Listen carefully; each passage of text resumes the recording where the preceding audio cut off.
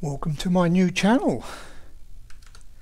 Okay, this is going to be my promised rant video, so it's just going to be a little bit more light-hearted.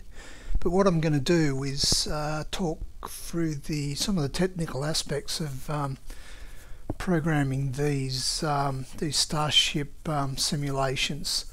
Just totally unscripted and off the cuff. So if that's not your sort of thing, don't worry about it. You don't have to watch the video, but I'm just sort of throwing a few things together because you've probably noticed I've created a new people who already subscribed to me, sorry, I've created a new YouTube channel just to focus on Kerbal Space Program, and it at this point in time it's doing okay, but just desperately needs some content so it gets noticed. So okay, so a scenario I've set up here is I've got two of my starships, and I'm about to launch both of them simultaneously. I've just got the code working this afternoon. There's no guarantee it's going to work 100%, but you know, this is that's the way it is. Just treat these sorts of episodes as a kind of a recorded live stream. Okay, so I'll just set it up.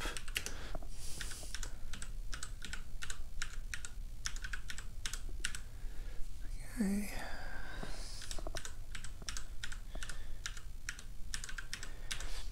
You've noticed I've actually separated them on either side of the launch pad.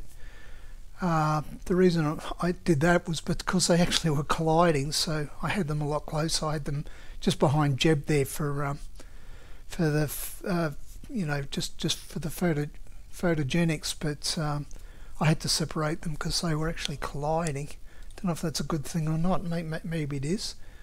Now hopefully this will work. It's not 100% guaranteed to work every time.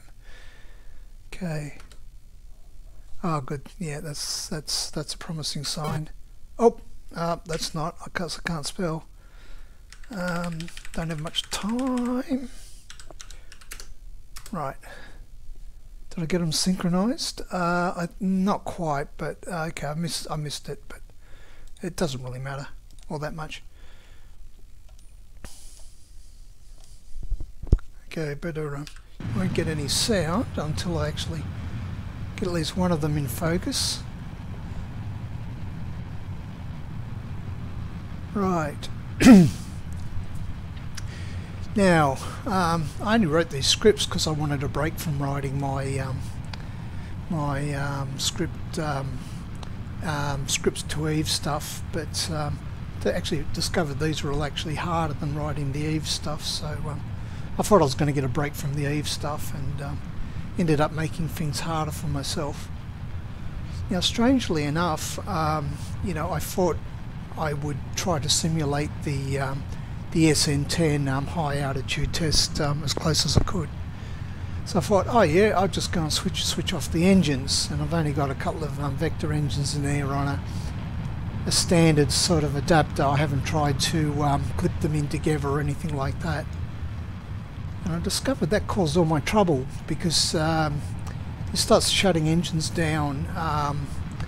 They're not they're you know, they're out of alignment, so they cause an imbalance in the thrust, and allowing for an imbalance in thrust in Kerbal operating system is not an easy thing to do, because you don't really have access to the thrust vectors from the engines directly, only very indirectly, so you got to make some deductions in your code, and yeah, it didn't. It sort of worked, but it was a real hack of a solution that I came up with.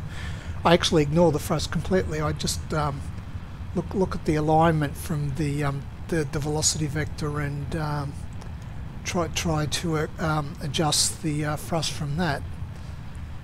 The trouble is with that is it works fine until you get it so well balanced, your vector disappears, and then your ship goes and does all strange things, because it doesn't like steering to weak vectors, because they're unstable. They tend to dart all over the place, and make your ships do strange things.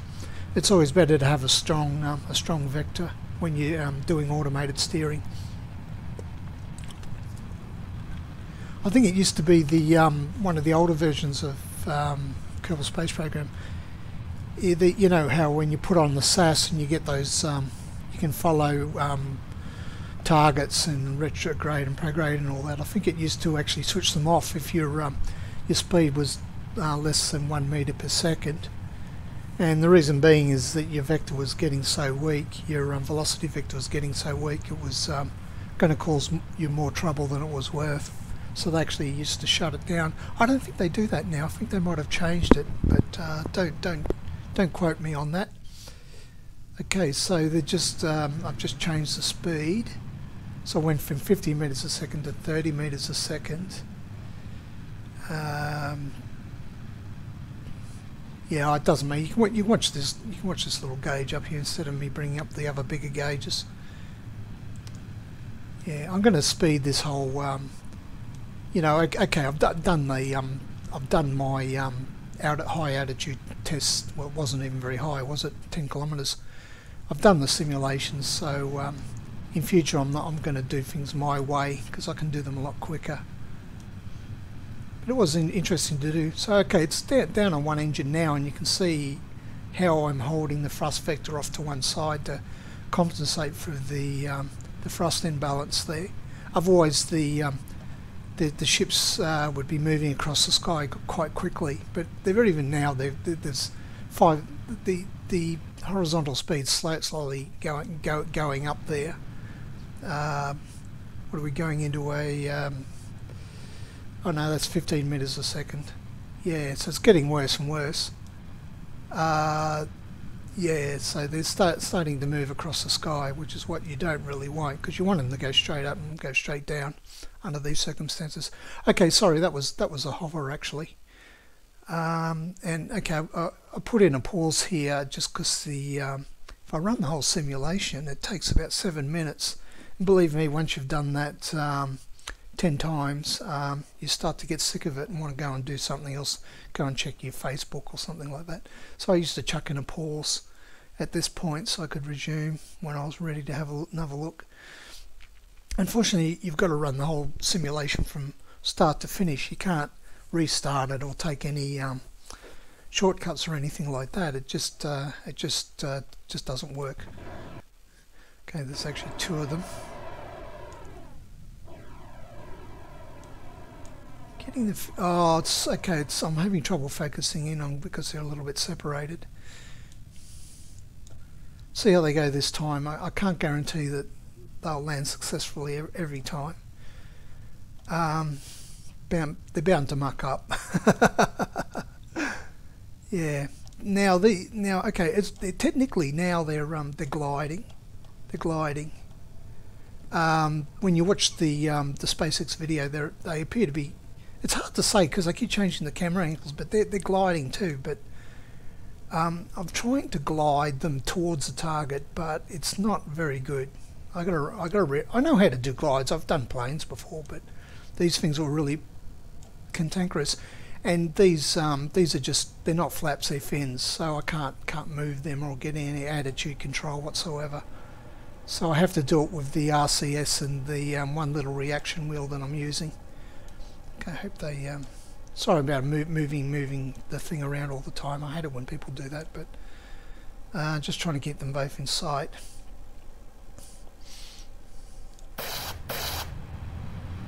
Don't crash. Okay. Yeah, you can see how the thrust is out of alignment, and that caused me the most trouble trying to allow for that. I think one's going to land and the other one's going to crash, but that's. Hey, 1 out of 2 is not too bad, is it? Oh no. Yeah, one's down. Oh no, he's not going to make it. He's not going to make it. Oh well. Oh, he's off again.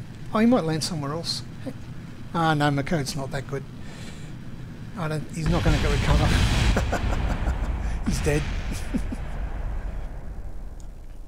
Right. Now there was one other thing I wanted to try, just for the lols. It gives me a chance to keep ranting, I guess. what was I going to do? I was going to restore that to my save game. Oh, no, restore it. Yeah,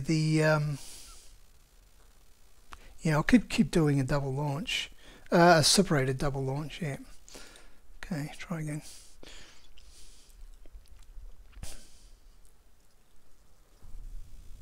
I'll just instead of trying to synchronize them this time, I just want to make sure I remain focused on Jeb. I don't want to focus back on the ships. I'm going to try an experiment here. It may not work. It depends on how far they separate. Okay, so I'm actually focused on Jeb. I'm not focused on the ship at all. Yeah, so let's just open up the things. I won't. Oh, actually, I will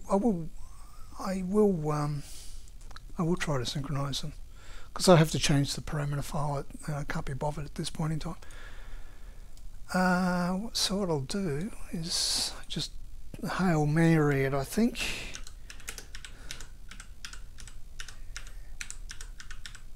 Okay, this one. Run. That's what I keep doing wrong. Hopefully you can all read this on if you're watching it on a smart TV. I've got the font size set up to 18, which is usually adequate for most people. I had to do a bit of research on that. Okay, so we get that one.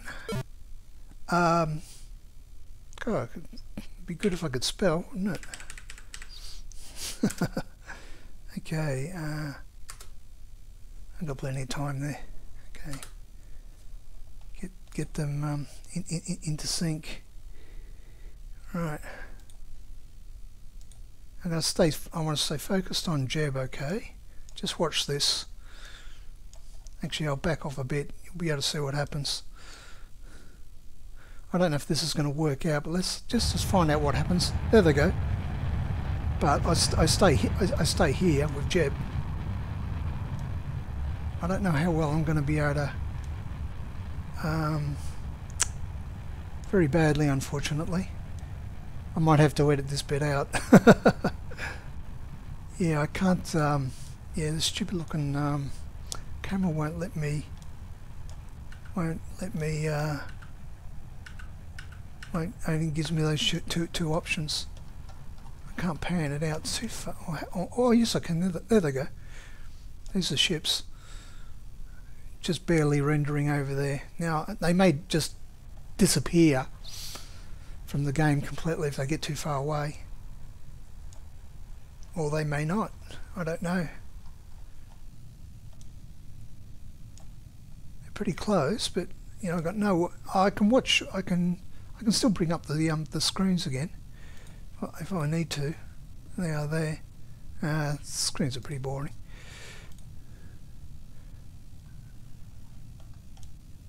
I'm hoping they'll survive because I want them to. You probably can guess what I'm trying to do here.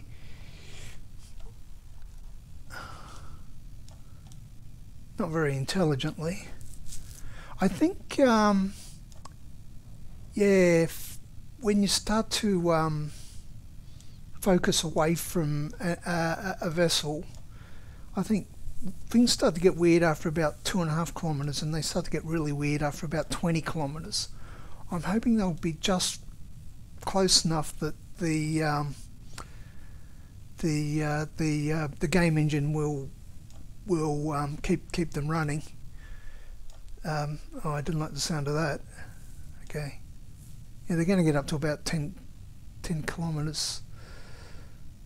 Still going. Well, yeah, that'd be about roughly right.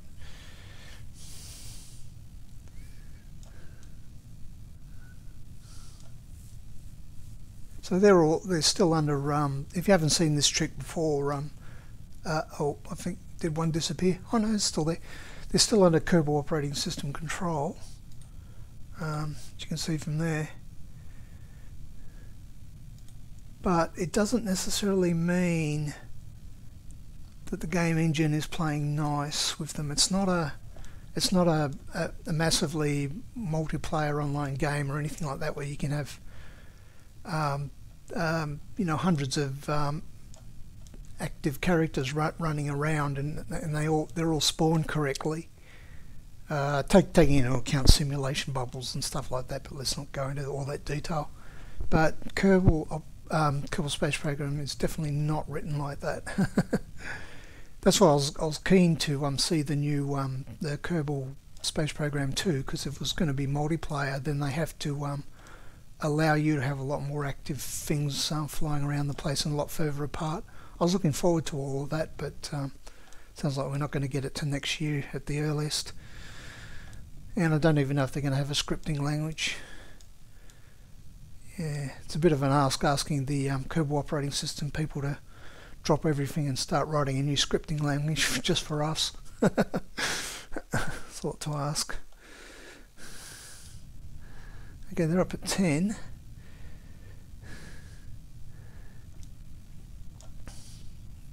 Maybe better just watch one screen to see what's going on. If it doesn't kill the system. Well, okay, they're on one engine.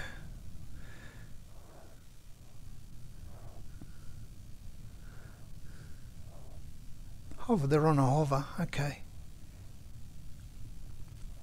Things should start happening very quickly if they... it'll probably pause, hopefully it won't. Yeah, anything could kill the game. This is the first time I've tried this, by the way. There you go, there's the first pause. There's the second pause. Alright, still going. Now there's done the flip. Good. Okay, let's wait till they get down to about 5 kilometers. The sound keeps cutting in and out. Sorry, I keep moving. Shouldn't keep moving the screen. It's very hard to look at when you're not the person doing the moving. Because what happens is if you're the one doing the moving, your brain anticipates the moves. But if you're just a bystander, it can be nauseating. It's like being in a car when somebody else is driving. You get car sick more often when you're a passenger, I suspect, because you can't anticipate the movements. Okay, let's get where are they? Bloody oh, they're coming in hot, relatively. Okay, let's see if we can see what it looks like. They're going to come in from over there somewhere, I think. To see, hopefully. Where are they? I can hear them. Oh, here they come. Oh, they're on the... Oh, now, damn. Bit light.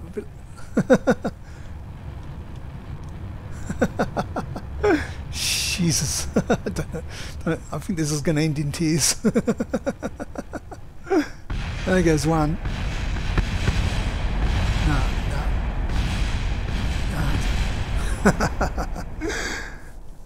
Yeah, I'm doing an Elon Musk SpaceX here. It's what they call a successful failure. I think that's the word for it. No, it's good. Even if the I mean, Starship, it's stainless steel prototype. I mean, you know, every time it crashes, I get more data from it, so that's all good. As long as you've got plenty of money to spend on the project. He seems to be very good at finding money, so all the best to him. Yeah, but you would normally make him out of stainless steel, I don't think. Oh, maybe he will. I don't know. Somebody who's an engineer will have to tell me. I just honestly don't know enough about the subject. Okay, so that's that. What I'm going to do is, yeah, I'm over this trying to land on one engine business. It's just not working for me. I'm going to rewrite my script a bit just to use all the engines and rewrite the landing sequence a bit. See if I can get it a bit more reliable. Now the thing is, I mentioned in a previous video that I cheated, and I did, because in no way is it a generic script. I can't just say launch launch those starships from just about anywhere around the place, and expect them to make it back to the landing pad and land successfully. I had to adjust the all the settings to get them to land from pretty much the one location. Well, that wasn't too bad. I got one down, didn't I? Yeah, I guess I should give myself a little bit more credit. But I had to, you know, pick an angle, a glide angle that I knew would get me back roughly to the landing pad and stuff like that. You would normally do that. You'd do some sort of calculation and do it that way. And I know how to do glide paths because I've done formation flying sims before, so I know how to do that. I just got to figure out how to apply it to this SpaceX thing, the Starship, because it kind of glides like a brick.